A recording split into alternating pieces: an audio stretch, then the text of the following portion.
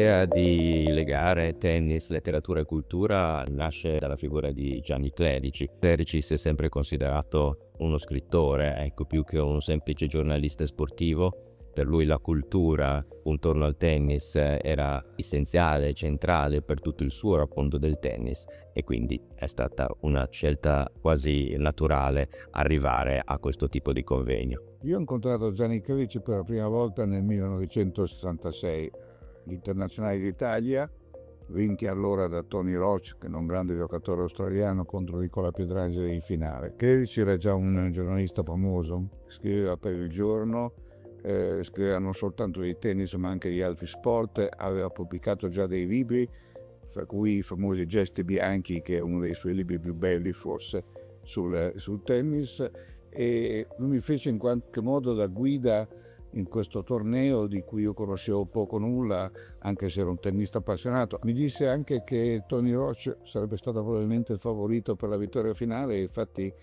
ci azzeccò. E così ci siamo conosciuti, poi siamo diventati amici. Una volta Gianni Clerici, rispondendo a una domanda a un festival di letteratura su che cosa faceva lui, era un reporter, come gli chiese qualcuno, e lui, un po' stizzito, rispose: no, io non sono un reporter, perché i setter sono i reporter, quelli che riportano. Io sono un giornalista che cerco di spiegare a voi, miei lettori, quello che è accaduto e che forse non avreste capito da soli.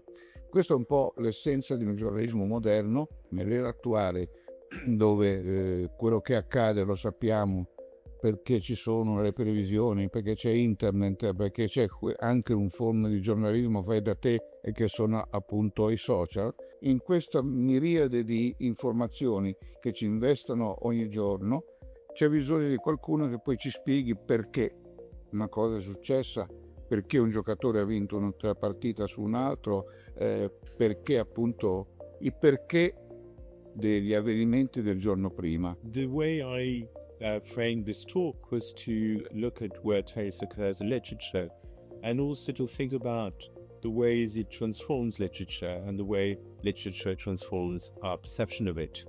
I was looking at 5 ways in which this happens. The first one is simply because you have a representation of tennis in literature. So you read a book, read a poem, watch a play, that has tennis at its heart. And my second point was to suggest that what tennis enables writers to do is to question and unpick love relationships. The third aspect, I thought, is the ways in which tennis enables a specific form of social satire.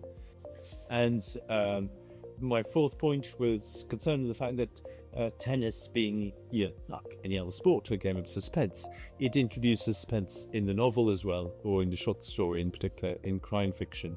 And my last idea was that the use of tennis, in particular in the novel, but also in poetry, transforms, or has the potential to transform, the narrative form.